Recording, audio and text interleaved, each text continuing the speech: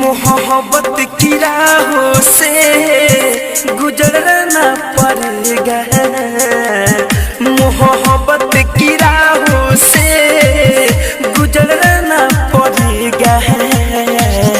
तुम्हें यकीन ये के दिन तड़पना पड़ेगा, तुम्हें यकीन ये के दिन तड़पना पड़ेगा।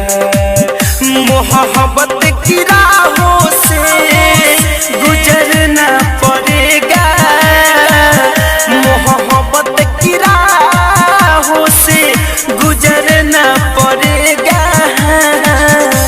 बाकी भी सब कुछ तुझे खोना पड़ेगा, मोहब्बत की राहों से गुजरना पड़ेगा, मोहब्बत की राहों से गुजरना पड़ेगा।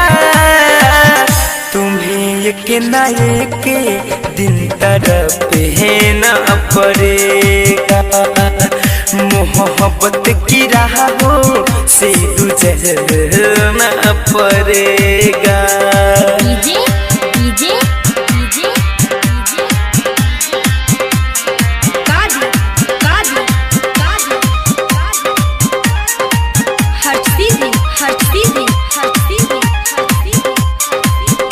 साखों से उड़ने लगे हैं पत्ते सारे,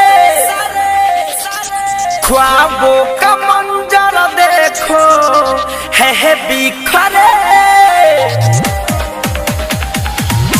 साखों से उड़ने लगे हैं पत्ते सारे, ख्वाबों का मंजर देखो है बिखरे। अखियन से आंसू बन के बरसना पड़ेगा, अखियन से आंसू बन के बरसना पड़ेगा। मेरे लिए तुझे रोना पड़ेगा, मोहब्बत की राहों से गुजरना पड़ेगा। एक न एक दिन तड़पना पड़ेगा।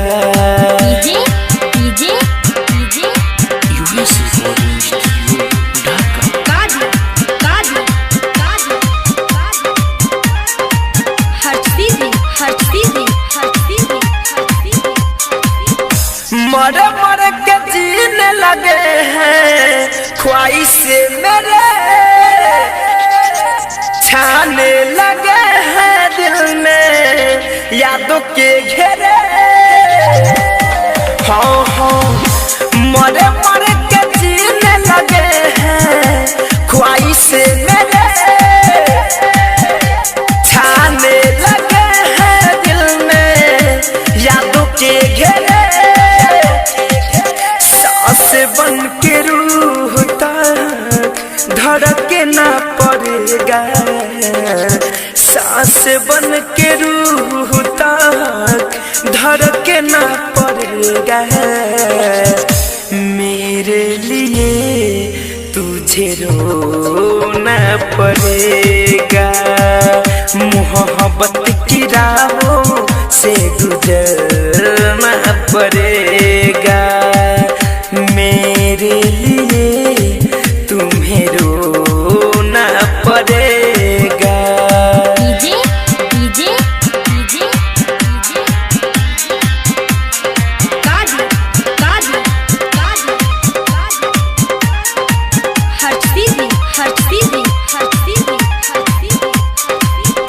धड़कन धनंजय कहता तू है आरज़ू, फिरोज थारू साहिल कि निकली जुस्तजू।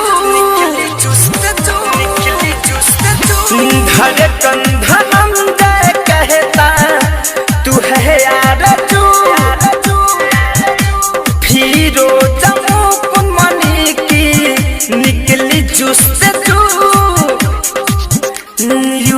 से धीरज के लिए संवरना पड़ेगा, युवे से धीरज के लिए संवरना पड़ेगा। मोहब्बत की राहों से गुजरना पड़ेगा, तुम्हें एक न एक दिन तड़पना पड़ेगा। मोहब्बत की राहों से गुजरना पड़ेगा।